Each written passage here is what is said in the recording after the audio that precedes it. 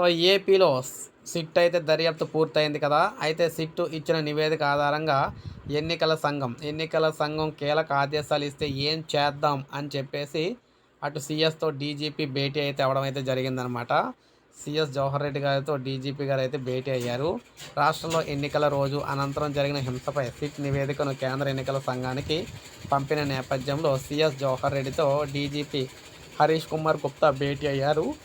సచివాలయంలో ఇద్దరు ఉన్నతాధికారులు చర్చలు అయితే జరిపారు. సిట్ ప్రాథమిక నివేదికపై ఈసీ నుంచి తదుపరి ఆదేశాలు వస్తే తీసుకోవాల్సిన చర్యలపై ఇరువురు చర్చించినట్లు సమాచారం.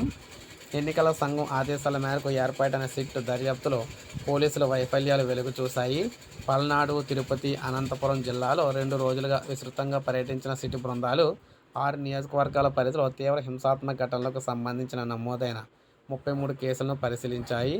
వీటికి సంబంధించిన 150 పేజీల సమగ్ర నివేదిక సిట్ అధిపతి నవీన్ బ్రిజ్లాల్, ఎస్పీ రమాదేవి సాయంత్రం డీజీపీ హరీష్ కుమార్ గుప్తా గారికి అయితే అందజేశారు.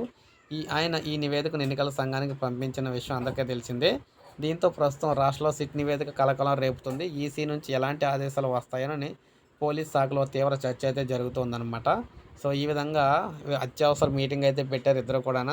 సో ఎటువంటి పార్టీలు అంటే ఎటువంటి వారు చెప్తే ఆదేశాలు వస్తే ఎలా అమలు చేయాలి ఏంటి అనే దానికి సంబంధించి ఒక లైక్ చేయండి. సబ్స్క్రైబ్ చేసుకోకపోతే మన ఛానల్ సబ్స్క్రైబ్ చేసుకొని